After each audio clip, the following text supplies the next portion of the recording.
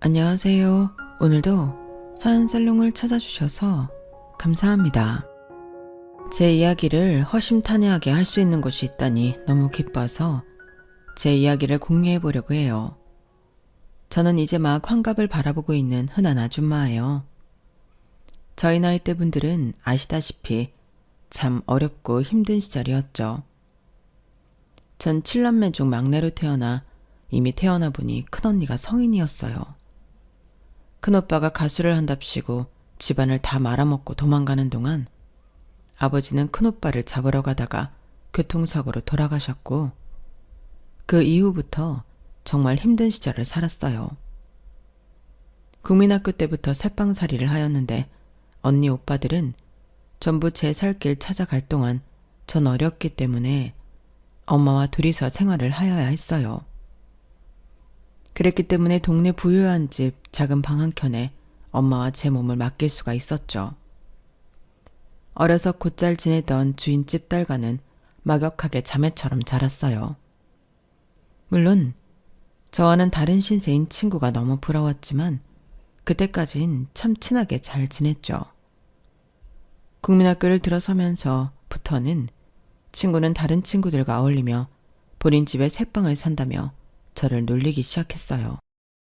속상한 날이 하루 이틀이 아니었고 예민한 시기였기에 그 말이 얼마나 상처가 됐는지 몰라요. 하지만 엄마는 갈 데가 없다며 늘 울고 불고는 저의 말을 무시하셨어요. 그때는 그게 그렇게 상처가 되고 속상했는데 제가 살아보니 엄마 마음에도 얼마나 상처가 되셨을지 짐작도 안 가네요. 제 자식에게 뭐든 다 해주고 싶은 것이 부모니까 말이죠. 그렇게 제 학창시절은 늘 놀림과 따돌림의 연속이었어요. 제 입으로 말하긴 그렇지만 얼굴이 예쁘장한 편이어서 그래도 남자인 친구들이 꽤 많이 저를 좋아하였는데 그것 때문인지 그 친구의 따돌림과 경멸은 더욱 심해졌어요. 그렇게 지옥 같은 중학교까지 보냈고 그동안 제 학비를 큰언니가 다 내주었는데 더 이상 학비를 줄 수 없다는 큰언니였죠. 사실 알고 있었어요. 큰언니도 여유가 있는 건 아니었거든요. 은호가 여자애가 그 정도 공부했으면 된 거야. 그러니까 그냥 살림에 이제 보태도록 해. 너도 우리 집 사정 알잖아. 언니, 나 유치원 교사 너무 하고 싶어. 그러려면 대학도 가야 하는데. 넌 염치가 있니? 우리 수준의 중학교까지 보내준 것도 감사하게 생각해. 그래 은호가 네 언니한테 고맙다고 해라. 너도 이제 네 앞가림은 해야지. 엄마조차도 학교는 그만다리라며 저를 다그치셨어요. 그 놀림과 멸시에도 참았던 이유는 저의 꿈을 위해서였는데 현실 앞에 부딪히고 나니 꿈을 접을 수밖에 없었어요. 제가 고등학교에 진학하지 못한다고 하자 새빵 주인 딸인 친구는 저를 대놓고 역시나 비웃더라고요. 역시 네 주제가 그렇지. 너 사실은 중학교까지 나온 것도 대단한 거야. 분수를 알아야지. 우리랑 같은 급이 말이 되니? 니네 엄마나 너나 참 웃긴단 말이야. 너 말 다 했어? 내가 너랑 같은 사람인데 분수라니. 그리고 네가 이렇게 잘 사는 집에 태어난 것 말고는 나보다 잘난 게 뭐가 있어? 공부도 못하는 게. 뭐야? 네가 쫓겨나고 싶어서 안달을 하는구나. 너 우리 엄마한테 다 말할 거야. 친구는 쪼르르 어머니께 달려가 무슨 말을 하였는지 그 다음날 바로 저희 엄마를 부르셔서 전 이번 달을 마지막으로 방을 빼야 했어요. 무려 12년을 살았던 새 방이었는데 한순간에 저흰 오갈 데가 없어졌죠. 그땐 내가 좀 참을 거리라는 생각이 복받쳐 올랐어요. 저희 엄마는 그 길로 큰언니 댁으로 가시게 되었고 형부가 있었기에 저까지 받아줄 수 없던 언니더라고요. 전 언니 손에 이끌려 동네의 한 미장원을 가게 되었고 그곳에서 먹고 자며 일을 배웠어요. 겨울이면 손님 샴푸에 염색약, 파마약에 손이 부르텄죠. 하지만 돈을 버는 기쁨이 참 말로 닿을 수 없었어요. 매일같이 돈 걱정에 밤을 지새지 않아도 되고 큰언니 눈치에 용돈 달라는 말도 못했던 저였기 때문에 지금 이 벌이가 저에겐 참 기뻤어요. 다행히 원장 선생님도 너무 좋으신 분을 만나게 되어 저를 적극 지지해 주셨어요. 은호가 기술 하나 배워두면 평생 써먹는다? 나도 진짜 힘들었는데 그래도 지금 이렇게 굶고는 안 살잖니. 너 지금 정말 선택 잘한 거야. 내 어릴 때 생각나서 널 볼 때마다 짠하고 그래. 원장님 밑에서 열심히 배울게요. 늘 저를 친동생처럼 챙겨주시더라고요. 그렇게 한 푼 두 푼 모으며 일을 하고 있었던 그때 교복 입은 학생들이 웃으며 걸어가는 것을 보았고 수건을 털다가 마냥 부럽다는 생각을 하게 되었어요. 돈 걱정 없이 저렇게 살 수 있는 삶이 제일 부럽다는 생각 말이죠. 한참을 바라보고 있는데 아주 오랜만에 주인집 딸을 만나게 되었고 본인 친구들과 절 가리키며 비웃고 있었어요. 그리곤 수건을 널고 있던 저에게 다가왔죠. 딱이다. 너랑 진짜 어울려. 쥐도 새도 모르게 방 빼서 뭐하나 했더니 참나. 어머 수지야. 네가 말한 너희 집에 새들어 살았단 애구나. 네 말대로 진짜 표독하게 생겼다. 그치. 관상이 이러니까 이렇게밖에 못 살잖아. 지질이 궁상 미장원이라니 천박해라. 아니다. 너한테 딱이네. 너 말 다 했어? 도대체 나한테 왜 그래? 네 말대로 없이 사는 나한테 왜 그렇게 자격지심이 심한지 모르겠다. 네 열등감이 불쌍할 정도야. 다시는 아는 척 해주지 말아줄래? 나도 진짜 싫거든. 제 말에 역시나 화를 내는 아이였어요. 안에서 원장님이 보시고는 예쁘고 착한 저에게 열등감이 엄청 날 거라고 위로를 해주었죠. 기분은 좋지 않았지만 제 갈 길 잘 가면 될 거라고 생각했어요. 그렇게 계속 열심히 기술을 배웠고 어느덧 전 성인이 되었죠.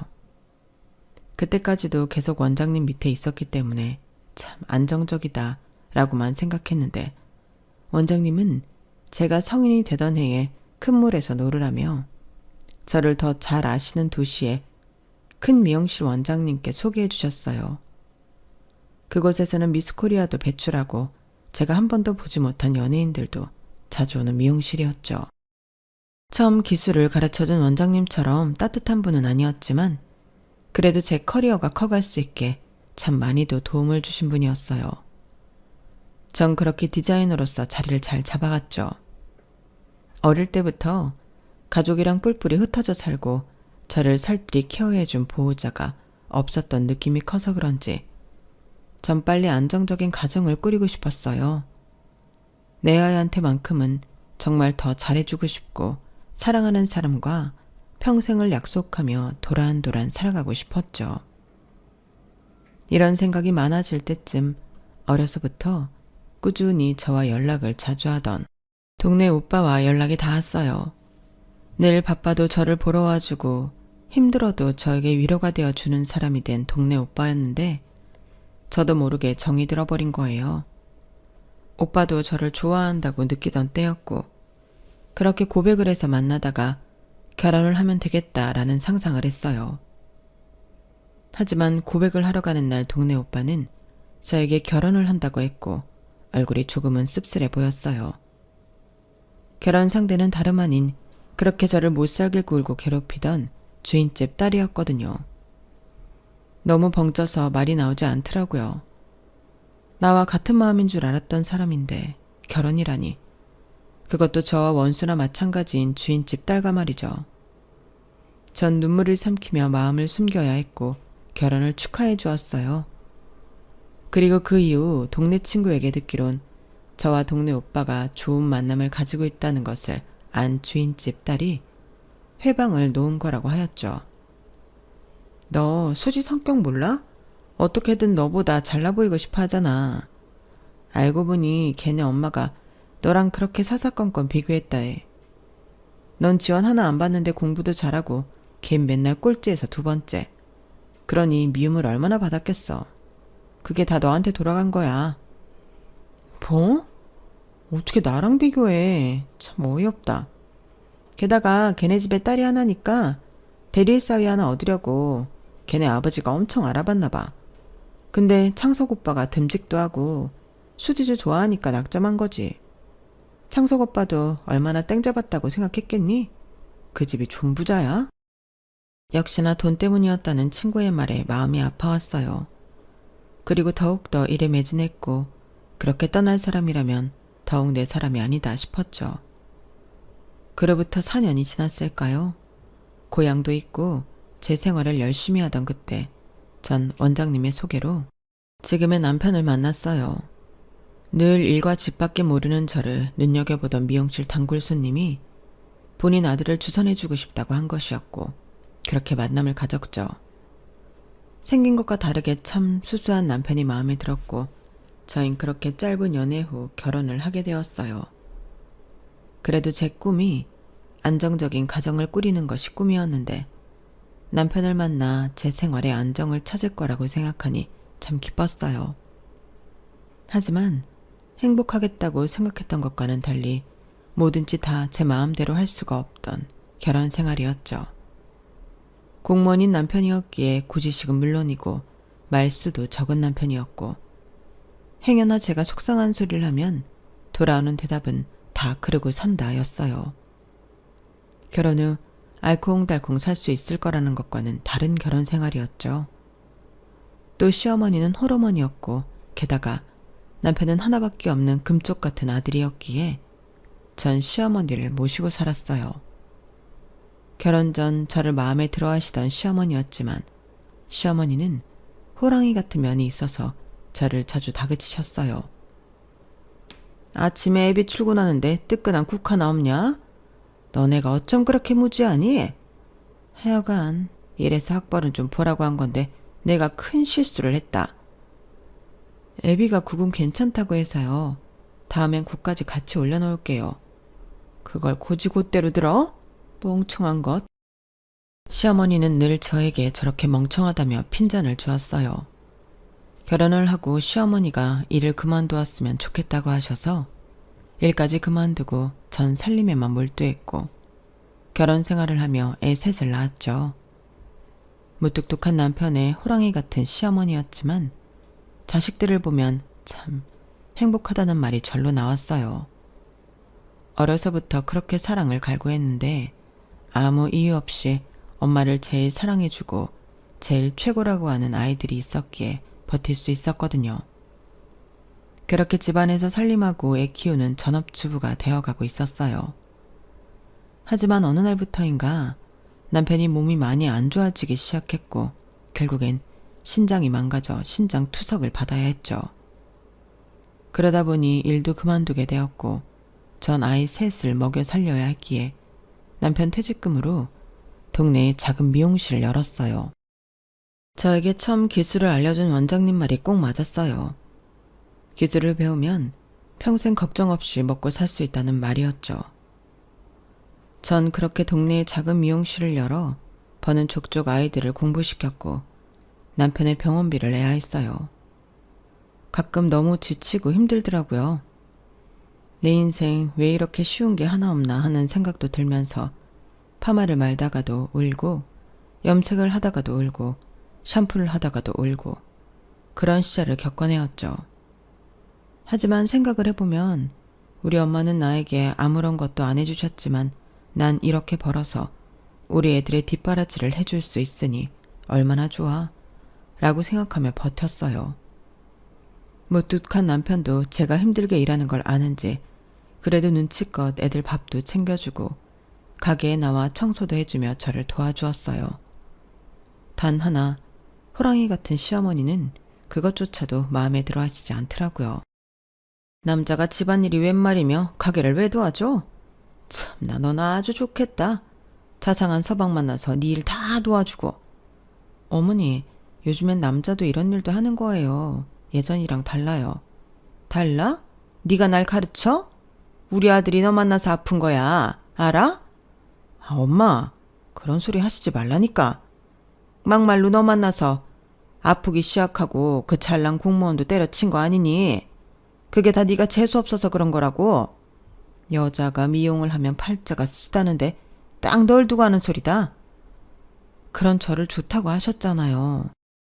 어머님은 참 변하지도 않고 저에게 화를 많이 내셨어요. 오히려 남편이 아프고 나서는 더욱더 저 때문이라면서 탓을 많이 하였죠. 너무 속상하고 슬펐지만 그때마다 그만하라는 남편과 큰딸이었어요. 딸은 할머니 말에 매일같이 반박을 하며 제 편을 들어주었죠. 할머니, 그만 좀 해. 지금 엄마가 얼마나 힘든지 몰라? 알면서 제발 그만해. 뭐? 저기 집에 같이 엄마 닮아가지고 버르장머리 없는 것? 소영아, 얼른 들어가. 할머니한테 그게 무슨 말버릇이야. 이렇게 얘기했지만 아무도 들어주지 않는 편을 딸아이 혼자만 들어주는 것 같아 내심 고마움에 눈물도 흘린 적이 많았어요. 내 노고를 그래도 자식들은 알아주는구나 싶었죠. 전 속상한 날에도 늘 웃으며 최선을 다했고 오로지 자식들을 위해 버티고 버텼어요. 큰애가 대학에 들어가면서 남편도 어느 정도 건강을 찾았죠. 지나온 세월 악착같이 살았는데 이제 좀 마음의 여유를 갖고 살아야지 싶었어요. 하지만 시어머니가 중풍으로 쓰러지셔서 병수발을 해야만 하는 시기가 왔죠. 다들 요양원에 보내라. 절대 못 모신다 했지만 그래도 우리 애들의 아빠를 생각해서라도 제가 모시고 싶은 생각이 들었어요. 저에게 미운 말만 하고 늘 속상하게 한 시어머니였지만 차마 대놓고 요양원에 못 보내겠더라고요. 전 미용실 일을 조금 줄이고 시어머니 병수발을 같이 하였어요. 풍에 걸리셔서 몸이 온전치 않으심에도 저에게 화를 내시는 것은 여전하였는데 저도 내공이 많이 쌓여서 어머님을 상대해 드릴 수 있었죠. 그렇게 미운 정이 쌓여가는 병수발이었어요. 하지만 제 노력에도 어머님은 병을 얻은 지 2년 만에 돌아가셨고 돌아가시기 직전 본인의 몸을 아셨나 싶더라고요. 소영애미야, 고맙다.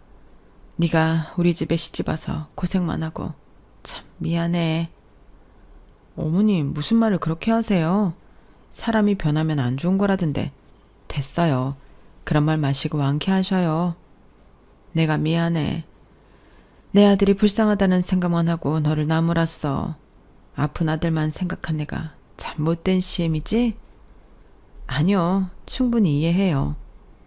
넌 참 착하고 좋은 애인 걸 뻔히 아는데도 말이 그렇게 나왔다.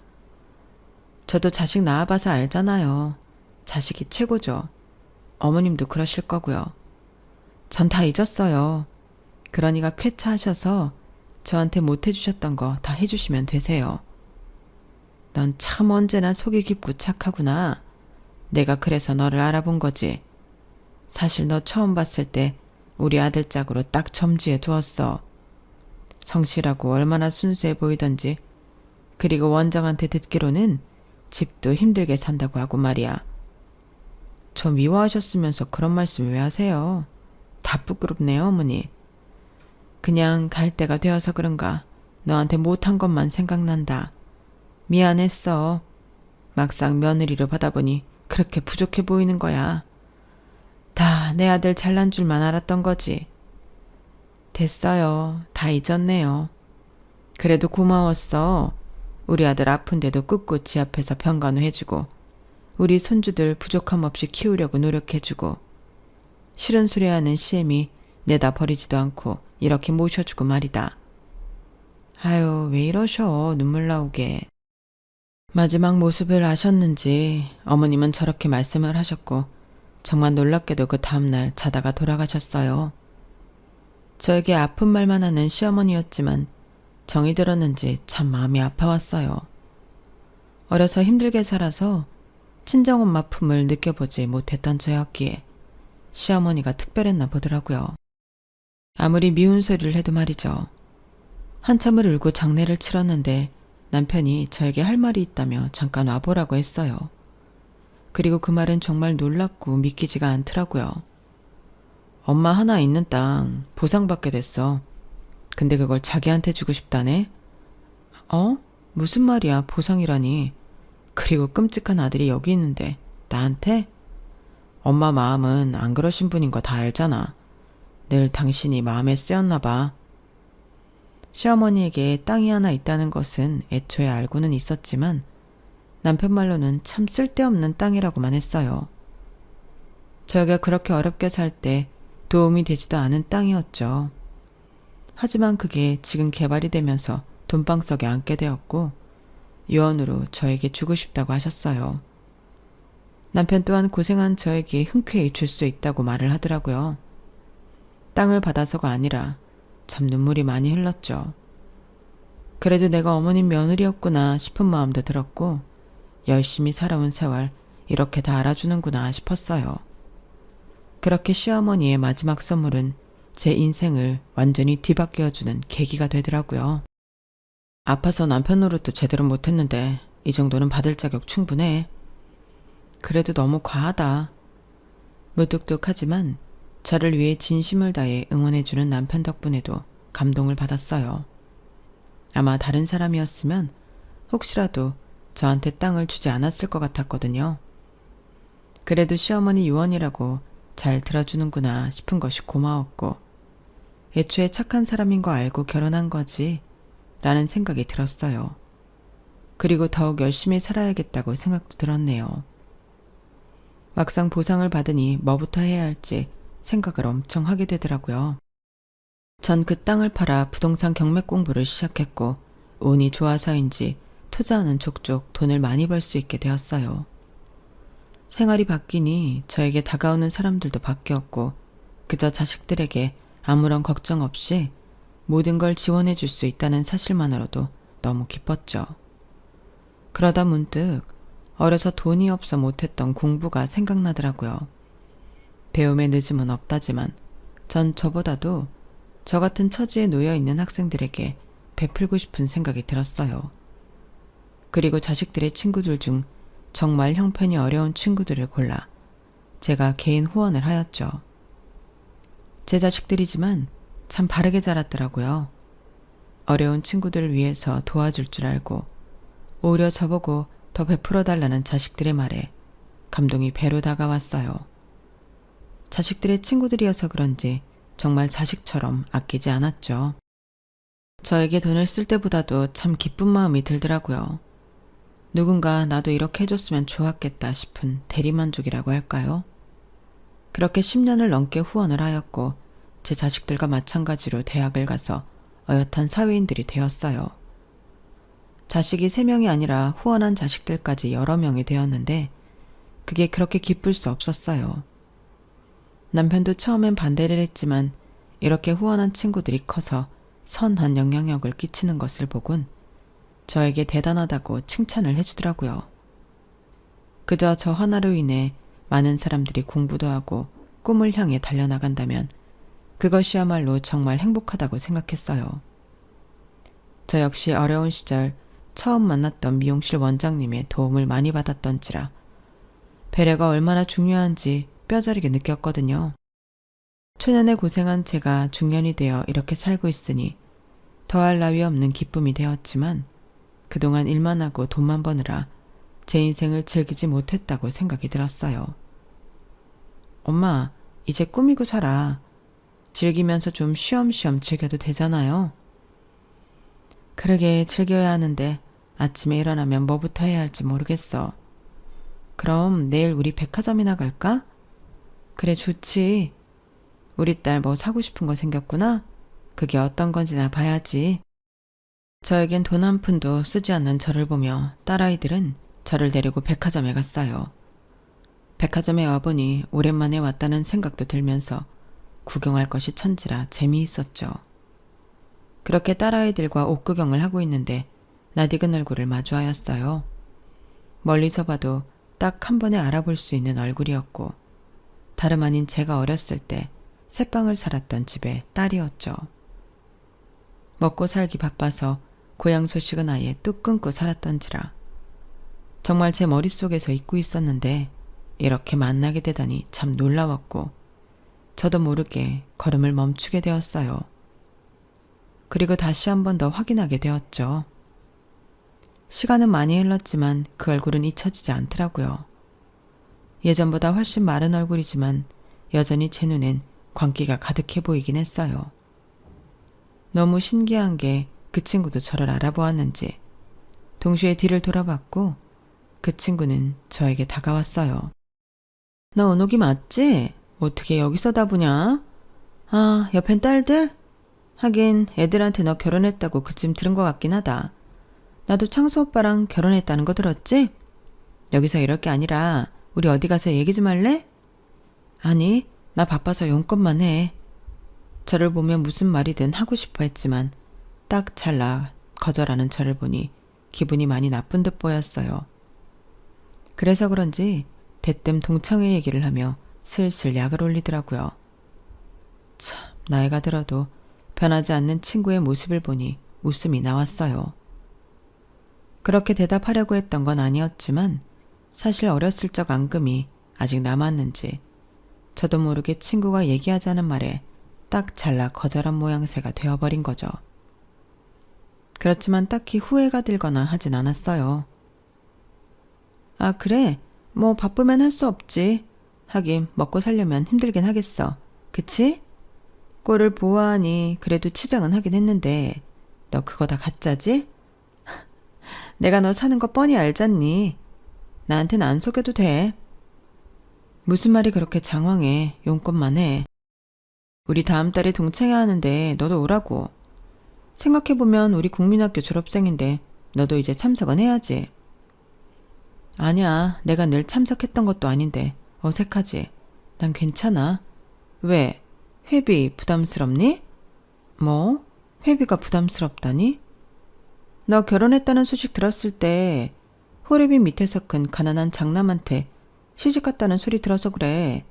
나한테는 안 숨겨도 돼. 어차피 나한테 이미 못 볼 걸 많이 보였잖아. 난 이해한다니까? 너무 낯선 단어 동창회라는 말에 거절했지만 친구는 회비를 운운하며 저를 무시하였어요. 그래, 언제까지 이런 애한테 무시를 당해야 할까 싶어 그 자리에서 동창회를 가겠다고 하고 동창회가 가입되어 있는 네이버 밴드에 초대받았어요. 우리 막 일부러 부담스럽게 하진 않거든. 다들 워낙 이씨 살다 보니 과하게 꾸미는 거나 이런 것도 지겹잖아. 그러니까 그런 짝퉁 안 걸치고 와도 돼. 뭐? 짝퉁? 뭐 눈에 뭐만 보이나 보다. 너 아주 달라졌다. 예전엔 내 말 하나에 부들부들 떨더니. 그래, 우리도 늙었지. 그렇게 몇십 년 만에 만난 친구는 저를 역시나 조롱하며 자리를 떠났고 동창회에서 만나자는 말을 하였어요. 그 모습을 가만히 보고 있던 딸들도 난리가 났죠. 엄마, 저 아줌마 뭐야? 진짜 어이없네. 엄마 인생에서 제일 최악의 인간이야. 어린애도 아니고 동창회 하는 말에 참 웃음이 나왔고 딸아이들 보기도 그랬는지 왜 저러냐고까지 하였죠. 중년의 여자가 되어서 어른이 되어간다지만 동창은 나이만 먹은 것 같았어요. 그리고 딸들은 여자 마음 본인들이 잘 안다며 동창회 때 절대 기죽게 할 수 없다면서 저를 머리부터 발끝까지 요름 스타일로 세련되게 꾸며주었어요. 제가 딸 둘의 아들 하나인데 사실 딸 둘을 낳고 시어머니한테 꽤나 미움을 많이 받았는데 이렇게 나이 들어보니 딸만한 친구들이 없더라고요. 그렇게 딸들의 도움을 받고 저는 난생 처음으로 저에게 큰돈을 써봤어요. 사실 돈만 벌고 남을 위해 쓸 줄만 알았지 저를 위해 써본 적은 없었거든요. 그리고 대망의 동창회 날이 되었고 참 떨렸어요. 종종 연락했던 친구들은 있었지만 그마저도 남편이 아프고 먹고 살기 바빠 연락이 끊어졌었기 때문에 30년 만에 가는 동창회란 정말 떨렸죠. 친구들은 어떻게 변해 있을까라는 생각이었고 사실 성인이 되고 몇 번은 가봤었기 때문에 중년의 친구들이 궁금했어요. 동창회 장소가 제가 아는 장소였기 때문에 막힘없이 도착할 수 있었고 그렇게 도착한 동창회에서 친구들을 만나게 되었어요. 힘들게 살았던 시절 저를 업신여겼던 친구들도 많았지만 진정으로 가슴 아파해준 친구들도 만나게 되었죠. 아, 은옥이 아냐? 너 딱 알아보겠다. 아직도 곱구나? 왜 이제 나왔어?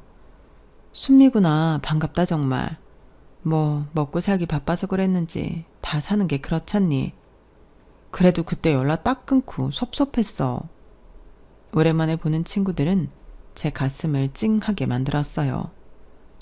인생에서 가장 놀림도 많이 받고 자존감도 떨어져 있던 시절이어서 저의 과거를 다 아는 친구들이지만 저를 응원해 준 적도 많았거든요.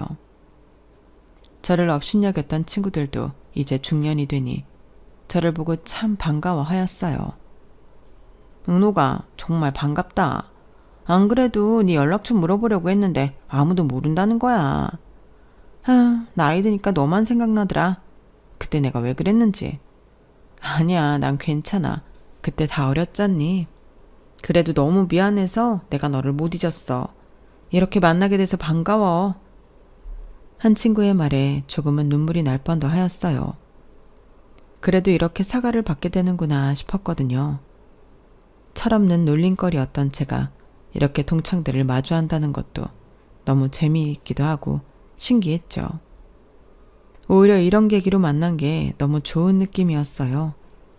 친구들과 하하호호 떠드는 자리였고 어색할 줄 알았던 만남이었지만 옛 친구가 좋다는 게 이런 거구나 싶은 것이 정말 재미있었어요. 그리고 저와 꽤 오랜 시간 연락을 하고 지낸 친구가 의미심장한 소리를 하더라고요. 창수 오빠 알지? 그 오빠는 이미 세상 떠났어. 그래도 이 정도는 알아야지. 너랑 꽤 친했었잖아. 어머 어쩌다. 아니 건강했잖아. 술이 웬 수지 뭐. 수지도 올 때가 됐는데 왜 안 온담? 수지 기억하지? 당연하지. 여기도 수지 때문에 온 거야. 어머 너 초대한 게 수지야? 너 수지랑 연락하고 지냈니? 아니 우연히 만났어. 그래서 소개시켜주더라고. 고맙지 뭐. 이렇게 너희를 만나게 되고 지금은 너무 좋아. 그러게 수지가 웬일이니? 큰일 했네. 어렸을 적 제 짝사랑 오빠가 이 세상 사람이 아니라는 말에 많이 놀랐지만 지병이 있었겠거니 했고 너무 어릴 때 좋아했던지라 잘 실감이 안 나더라고요. 그렇게 이런저런 얘기들을 하고 있는데 드디어 문제의 동창이 나타났어요. 멀리서도 저를 똑바로 쳐다보며 왔죠. 저를 발견하고 기괴한 웃음을 지으며 걸어오는데 사실 얼굴만 봐도 뻔하더라고요. 어렸을 적 절 업신여기며 무시하고 본인을 치켜 세우던 친구였기에 오늘도 그런 자리를 만들고 싶어서 날 초대했구나 싶었어요. 어머, 진짜 왔니? 난 그래도 안 올 줄 알았는데. 하긴 맛있는 거나 먹고 가. 왜 안 와? 오니까 좋구만. 종종 나올게. 아우 근데 어디서 파마약 냄새 안 나니? 너 파마 말다 왔어? 하긴 미용일 했었잖아. 오랜만에 보는데 우스갯소리 좀 하자. 여전히 천민티는 못 숨기네? 친구는 이런 얘기를 하려고 저를 꼭 동창회에 오라고 한 것처럼 보자마자 저에게 파마나 많은 천민이라고 했고 그 순간 분위기는 얼음장처럼 얼어붙었어요. 그 동창은 변한 게 없었고 저에게 아직까지 자격지심이 있어 보였죠. 친구의 말에 다른 친구들은 급격히 제 눈치를 보기 시작했고 저 친구 또 저러네 라는 표정으로 안절부절 못하였어요. 그때는 속수무책 당하기만 했지만 사실 지금은 그때와 제가 많이 달라져 있기도 했죠. 너 무슨 말을 그렇게 하니? 은옥이 당황하게. 그냥 웃고 즐기기나 하자고. 왜 장난도 못 치니? 우리 예전에 이러고 놀았잖아. 친구인데 이런 것도 못 참아? 넌 정말 여전하구나. 너무 그대로라 오히려 반갑다. 거봐 반갑대잖니. 동창은 웃으며 역시나 제가 자기 소나기에 있다는 듯 저를 비웃었고 주변 공기가 쎄한 게 참 불편하게만 느껴지더라고요. 그리고 이 친구에게 그때랑 지금이랑 제가 얼마나 달라진지 보여주고 싶더라고요. 동창이 어디까지 선을 넘을까 생각하고 있었는데 보고 있자니 도저히 안 되겠단 마음이 들었고 어렸을 적부터 저를 업신여긴 동창을 도저히 보고만 있기가 힘들더라고요. 그리고 그렇게 저는 머리를 이리저리 굴려보기 시작했어요. 30년 만에 처음 참석하게 된 동창회에서 미용사인 나를 대놓고 무시하는 동창년을 어떻게 코를 납작하게 해줄까 생각이 들더라고요. 그리고 전 손짓으로 식당 종업원들을 불렀고 내 손짓 한 번에 종업원들이 모이자 동창년 인생이 개박살나기 시작했죠. 네, 부르셨어요? 음식이 입에 맞으신가요? 진작 오신다고 했으면 더 신경 써서 준비했을 텐데요. 아니야, 괜찮아요. 아, 여기 내 동창들인데 갈 때 집에서 먹으라고 와인 한 병씩 포장해줘요. 갈 때 결제할게. 에이, 결제는요. 사장님 알면 혼납니다. 제 말에 동창은 눈이 동그래졌어요. 아니야, 결제해야지. 이따 꼭 결제 받아요. 친구들은 이게 어떻게 된 거냐며 묻기 시작했고 제가 말도 하기 전에 종업원들이 하나 둘 이야기를 했어요. 아, 친구분들은 잘 모르시나 봐요. 여기 사장님이 저희 대표님 은인이세요. 은인? 아니 무슨 소리야 은호가? 은인은 무슨 그런 소리 말아요. 친구들은 무슨 소리냐며 저에게 되물었고 전 사실을 얘기해 주었어요. 사실은 이 고급 식당 대표는 제가 개인적으로 학교 다닐 때부터 후원을 해준 장학생이었고 훌륭하게 대학까지 마친 뒤 자기 힘으로 유학을 마치고 돌아와 식당을 창업한 것이었어요. 종종 저희 가족이 식사도 하러 가고 굉장히 친밀하게 지냈기 때문에 종업원들도 절 알아본 거죠. 하지만 더 웃겼던 건 저를 늘 깎아내리지 못해 안달이 났던 동창은 이 식당에서 일하고 싶어 면접을 본 상태였어요. 그것 또한 종업원들을 통해 알게 되었어요. 아니 근데 아주머니도 여기 계셨네요. 그날 잘 들어가셨죠? 다들 넌 어떻게 아는 사이냐며 묻는데 동창은 얼굴이 벌개지며 말을 못했어요. 그런데 그때 저에게 인사를 따라하러 온 식당 대표가 저에게 인사를 한 뒤 친구에게 말을 하더라고요. 여사님도 계셨네요. 안 그래도 연락드리려고 했는데 출근하셔도 되세요. 알고 보니 동창은 저와 인연이 깊은 식당에 주방 잡일로 면접을 본 상태였고 면접 때문에 모든 직원들과 대표가 알아본 것이었어요. 그러자 얼굴이 벌개지는 동창이었죠. 다들 의아해하는 말로 동창에게 물었어요. 수지야, 너 식당 면접 봤던 거야? 근데 왜 말 안 했어? 힘들면 얘기하지. 내가 힘들긴 왜 힘들어? 하도 집에만 있기 심심해서 소일거리 삼아 도전해 본 거야. 니네 나 몰라? 최수지야, 나. 동네 제일 부자 최수지. 그래, 너같이 체면 따지는 애가 주방 잡일 아르바이트를 할 일이 없잖아. 대표님 들었죠? 친구가 심심해서 지원한 거래. 뭐야?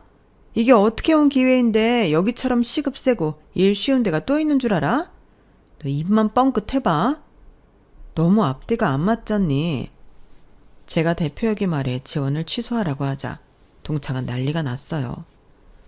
사실 동창회가 이것으로 잡히고 동창은 계속 위치를 바꾸자며 한참이나 모임장을 설득했다고 했어요. 아마 본인이 여기서 면접을 본 것이 뽀록날까봐 그랬던 거죠. 그리고 저와 대표가 특별한 인연이 있을 줄은 몰랐던 동창이었고 이 모든 것을 본 대표는 친구를 쓰지 않겠다고 번복했어요. 그때 저의 친구는 제 탓을 하더라고요. 어려서나 지금이나 참 본인 말이 다 옳다고 하는 동창을 보니 대단하다고까지 느껴졌어요. 이게 다 너 때문이야. 너 어떡할 거야? 어떡하다니. 애초에 네가 거짓말한 걸 가지고 왜 그러니? 그리고 여기 대표랑 나랑 잘 아는 사이가 뭐 어떻다고. 너 아직도 네가 제일 잘난 줄 아는 거 아니지? 보아하니 힘들게 사는 것 같은데 자존심 세우지 말고 열심히 살아. 제 말에 친구들은 웅성웅성 대기 시작했어요. 그리고 친구는 울면서 말하더라고요. 그동안 쌓여온 한이 나름 있는지 말이에요. 오빠가 우리 집 재산 다 말아먹고 돈 날려서 병들어 죽고 내가 사는 게 아니었어. 그래서 안 해본 게 없다. 어머 수지야, 너 동창회 나올 때마다 그렇게 잘 나간다고 허세를 떨어댔잖니? 근데 집이 망했어? 웬일이야, 말을 하지. 그러게, 너 그렇게 사람들 매일 업신여기면서 지내다가 그런 꼴이 된 거야? 천하의 최수지가 어쩌다가.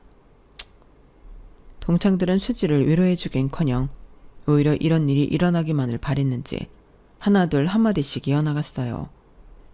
매일같이 본인보다 없이 사는 친구들을 멸시하고 조롱했던 친구의 최후였고 본인이 끝까지 지키고자 했던 비밀들이 알려지자 그야말로 개박살나기 시작한 거예요. 하지만 그 자존심 강하던 친구는 어떻게 해서든지 일을 해야겠는지 저희를 다 무시하고 식당 대표에게 다시 한번 사정을 말하더라고요. 여기 애들은 다 무시하시고 저만 봐주세요. 아까는 나으라고 하셨으면서 이제 와서 번복이라뇨.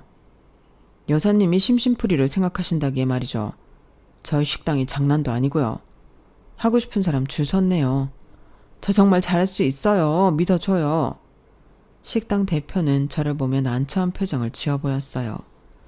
아무래도 눈치상 저와 사이가 썩 좋아 보이지 않는 동창을 쓰기란 본인도 꺼려진 것이죠. 난 괜찮으니 필요하면 쓰도록 해요. 역시 은옥이가 마음이 넓다. 정말 수지야, 너 은옥이한테 고마워해라? 뭐야? 내가 왜 얘한테 고마워해? 어쩜 난 변한 게 없니? 네가 얼마나 은옥이 무시하고 조롱했어. 우린 다 사과도 했고 풀었어. 너도 좀 반성해. 그래, 반성 좀 해라. 네가 그렇게 못되게 구니까 중년에 이렇게 된 거 아니니? 그러자 동창은 화만 삭힐 뿐 아무런 말도 없었어요. 일이 이렇게 되자 사실 안타까운 마음도 들었죠. 그렇게 당당하고 기가 죽지 않았던 친구인데 사는 게 뭔지 정말 많이도 변했거든요. 하지만 친구는 그날 저에게 아무런 말도 없이 자리를 떴고 그날 동창회는 끝날 때까지 그 동창 얘기뿐이었어요. 그리고 한 친구가 얘기하더라고요. 그 남편이 사업한다고 친정 재산까지 다 말아먹었다는 거 소문인 줄 알았는데 진짠가 봐. 그리고 폐암 걸려서 안 좋게 됐다는 것도 다 소문인 줄 알았어. 수지가 장례식에 연락을 안 했거든. 그러게 늘 잘난 척만 하니까 우린 그대로인 줄 알았지. 진짜 어쩜 저리 됐니? 이래서 사람은 정말 착하게 살아야 돼. 전 아무런 말도 하지 않았어요. 정말 얄미웠고 속이 시원할 줄 알았는데 막상 마음이 좋지 않았거든요. 동창회가 끝나고 대표는 저에게 와 상의를 하더라고요. 아무래도 제 눈치를 보는 것 같은 마음이었죠. 은서가, 난 괜찮으니까 네가 알아서 해. 다 옛날 일이고 또 보니까 일도 잘할 것 같더라. 그래도 사장님 아니었으면 제가 이렇게 되지도 못했을 건데 앙숙 친구를 종업원으로 쓸 수 있나요? 한사코 동창을 안 쓴다는 말에 전 괜찮다고 10번이나 얘기하였고 결국 친구는 식당에 출근할 수 있었어요. 식당가에서 페이도 세고 일도 힘들지 않다고 소문이 나서인지 친구는 어떻게 해서든지 여기서 꼭 일하고 싶어 했기에 저한테 연락이 왔죠. 달가운 소식은 아니었지만 그날 그렇게 헤어지고 마음이 좋지 않았던 것은 사실이었기에 친구를 따로 만났어요. 그렇게 없이 산다고 무시하더니 나한테 연락을 다 하고 웬일이니? 은호가 고맙다. 그리고 미안해. 순간 귀를 의심했어요. 태어나 처음으로 수지한테 듣는 사과란 정말 잘못 들은 거 아닌가 싶었거든요. 어려서 그렇게 미워해서 미안해. 나도 나름 사연이 있었는데 그래도 합리화하면 안 되는 거지. 사실 오빠도 너랑 연락하는 거 뻔히 알면서 좋아한다고 했어. 어차피 우리 집이면 오빠도 좋아할 거라니까. 내가 그래서 벌 받았나 봐. 간간히 소식 궁금했는데 그래도 이렇게 잘 사니까 너무 좋다. 더 많니? 갑자기 왜 이래? 그냥 고마워서. 사실 나 일 꼭 해야 해. 그래, 잘 됐네. 사과는 됐고 잘 지내길 바래. 그리고 볼일 없게 하자. 전 이 말을 끝으로 자리를 떴어요. 눈물이 조금 나올 것 같았거든요. 그냥 모두 행복했으면 좋겠다는 생각이 들 무렵 제가 간 줄 알았는지 친구는 어딘가에 전화 한 통을 했어요. 가식 떨기도 힘들다. 진짜 큰일 날 뻔했네. 애들이야 손절하면 그만이지 뭐. 그런데 일 구하기가 쉬워? 돈도 빵빵하고 지원도 많이 해주는데 이렇게 쇼라도 해야 사장이 날 계속 써줄 거 아니야. 안 그러니? 아마도 다른 사람에게 하는 말이었어요. 그리곤 뒤돌아 저를 보고 깜짝 놀라 핸드폰까지 떨어뜨렸고 절 보며 덜덜 떨더라고요. 그럼 그렇지. 사람 바뀌면 죽는다더라. 너 같은 애는 아마 장수할 거야. 참나. 역시나 넌 인성이 대단한 애야. 은호가, 그게 사실은 내 말 좀 들어봐. 정말 유치하지만 오히려 조롱에 가까웠다고 생각을 하니 못 참겠더라고요.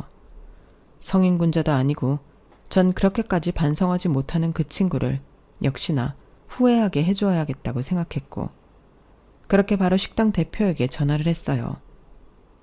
은서가, 유치하지만 도저히 안 되겠다.